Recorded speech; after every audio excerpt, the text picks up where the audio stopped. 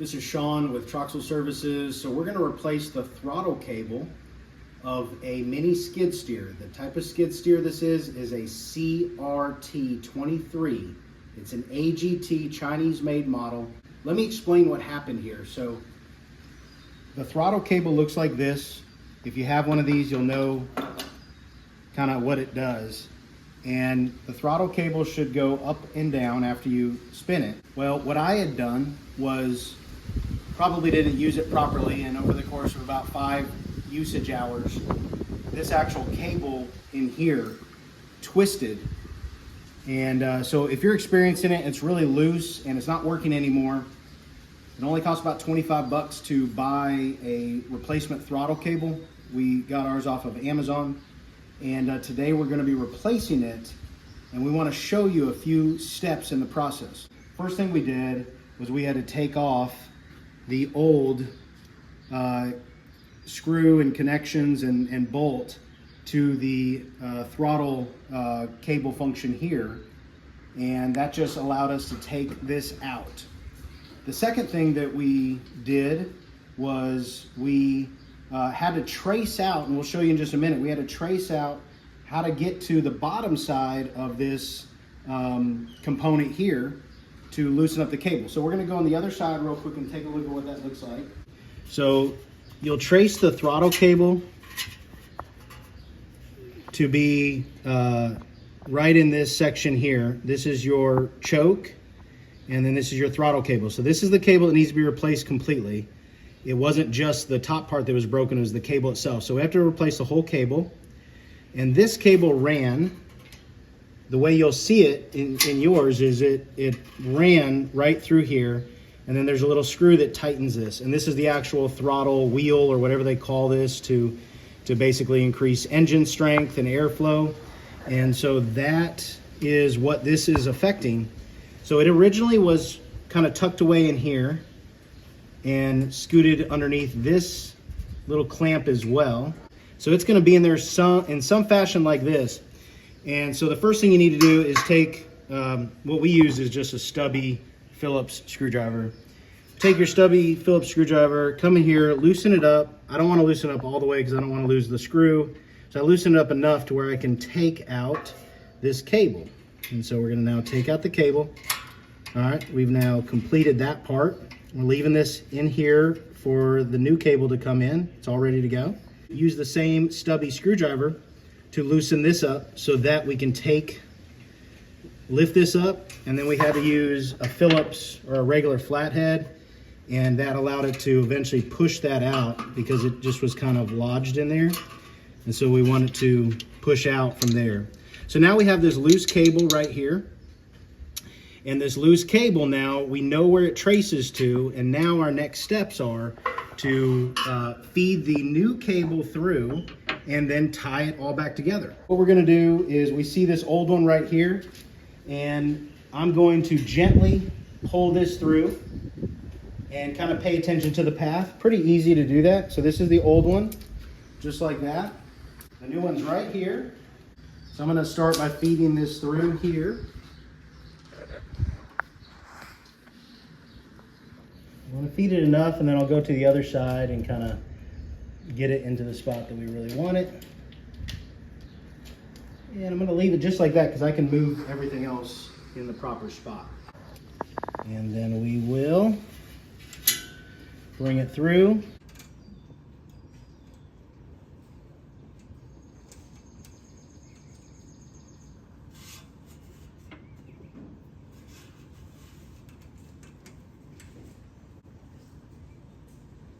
All right, it does appear like it's catching, so that did work. Now we're clamping this in place. Let me scoot it back a little bit because I don't want it that far, but that did work. All right, there we go, almost there. All right, you see I'm tightening that up nicely, and now it is clamped in place. And then tighten this up right here.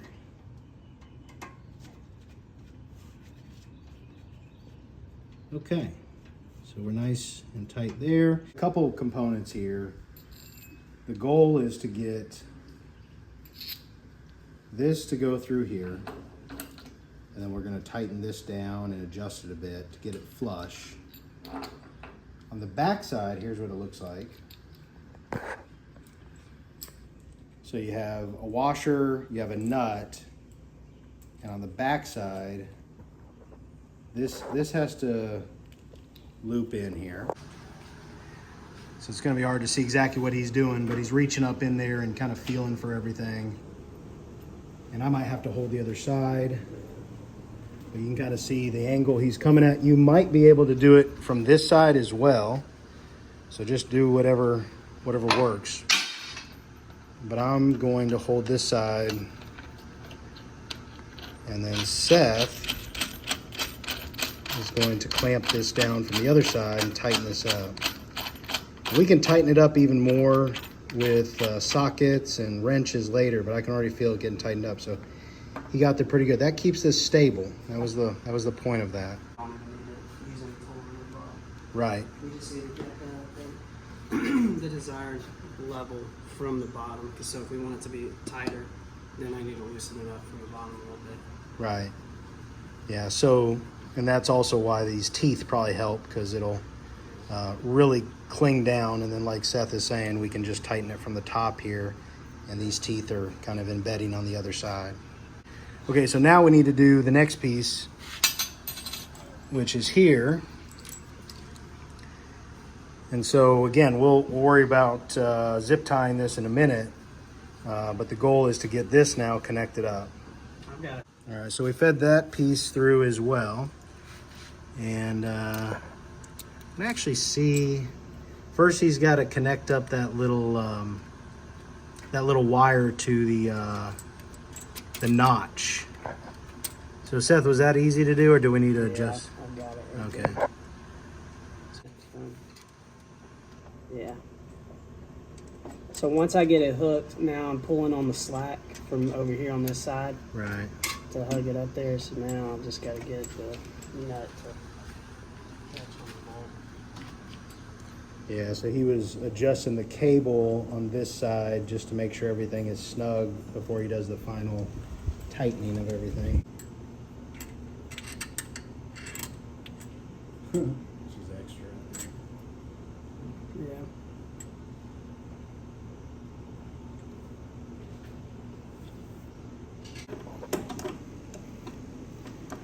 I feel like that is not doing it.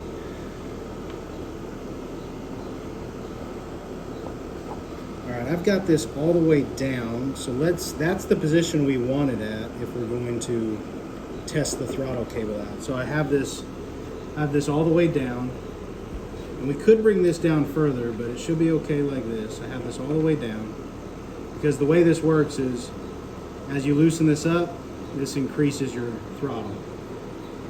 Basically, it pulls the cable gently, but pulls it, and this pushes the cable back through. Okay, so this spring I took off, and it might be off on yours too. If it does come off, then you'll just need a very fine pair of needle nose to get it back on. And that's what keeps that throttle tension bouncing back. Without that spring, it wouldn't do that. That's how you put it back on. Okay, so now I know I'm in the closed position, which means when it pulls it, it should open up the throttle. So we're gonna test that out. We're getting close, we're getting close.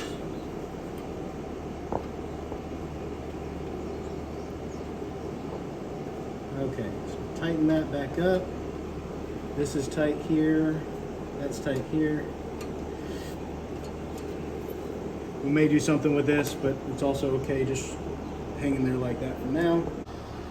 I'm gonna loosen up I'm gonna pull the throttle out a little bit actually, just slightly. I'm gonna bring the choke up again to start it.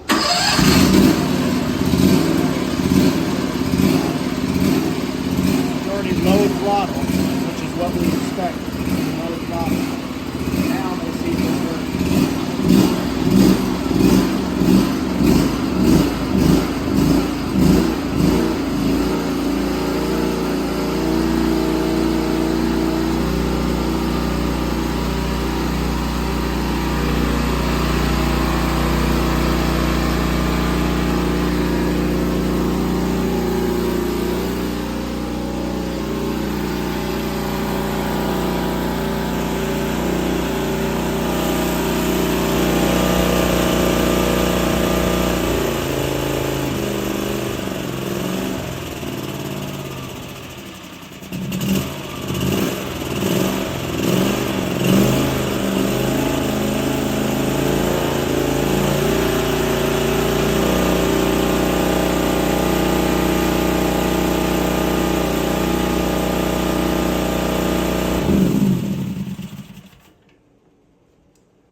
thanks for watching.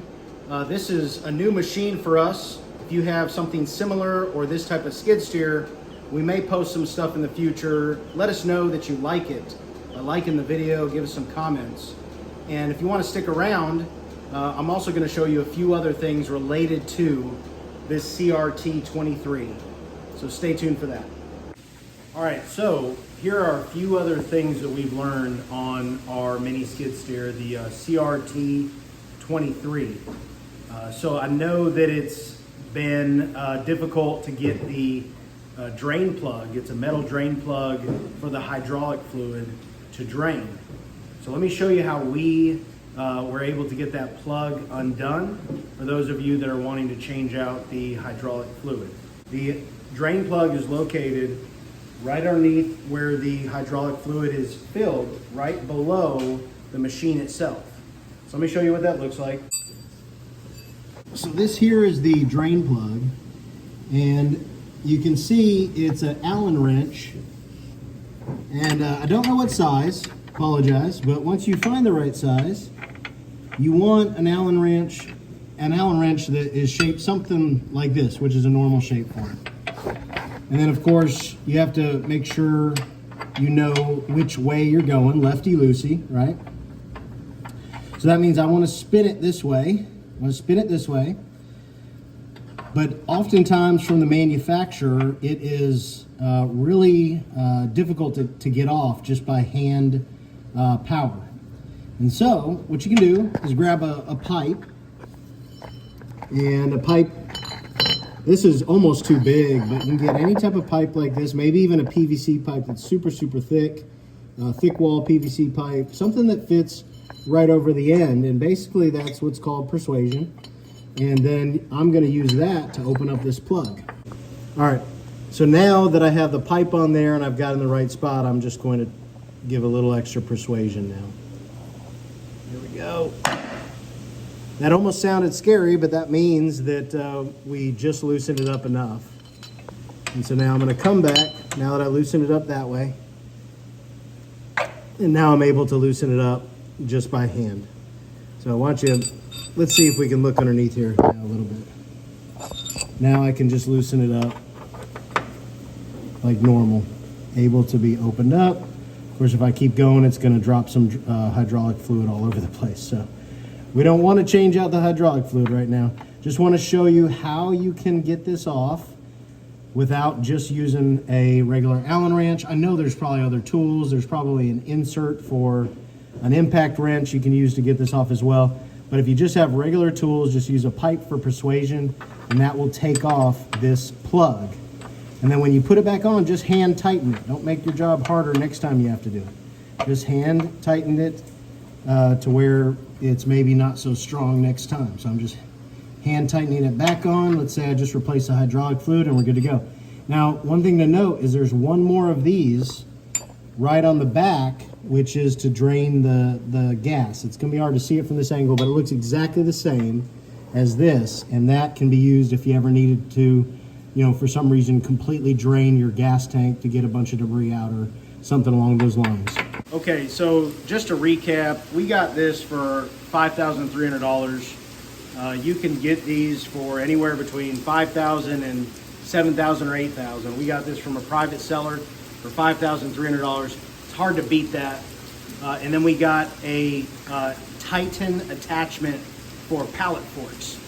So we have the bucket that came with it, which is a smaller bucket. You can get bigger buckets. And then we have the pallet forks that we purchased for it as well. And pallet forks were about $800. All right, so there's a couple of things that I want to show you just so they don't happen to you.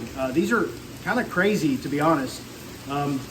Obviously, you can spend $20,000, $30,000, $40,000 on a skid steer that is an American-made Toro or several different other brands, Bobcat, etc. But for the price, I do think this is a great machine.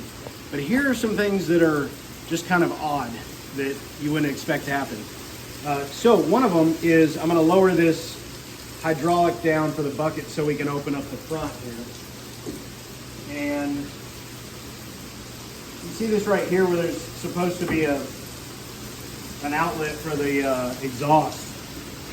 And so if I open this up, we're going to see that, I don't know if this was during shipping or what, or how far this had to ship, but there's a lot of bolts that we've noticed that have become loose.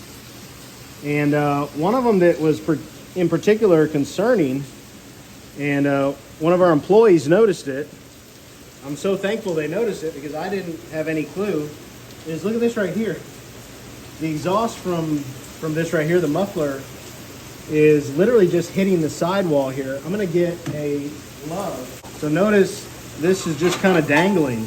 I mean, the whole purpose of this is to exhaust it outside of the whole machine. And it just, for whatever reason, is super loose. All right, so there's just a clamp on here that's supposed to keep this nice and tight. So I'm gonna put it back in the right position and then see if we can just tighten this up here. Obviously I have gloves. We only ran it for about 10 seconds, but this whole metal gets really super hot. So even if you run it for 10 seconds, you gotta still put on gloves if you're gonna be touching anything in here. All right, so we're gonna just tighten this up nicely. Yeah, it already feels pretty tight, but obviously it wasn't tight enough. So we're gonna tighten it even more. I'm just gonna get it, as tight as I can and as close as possible to here. There we go.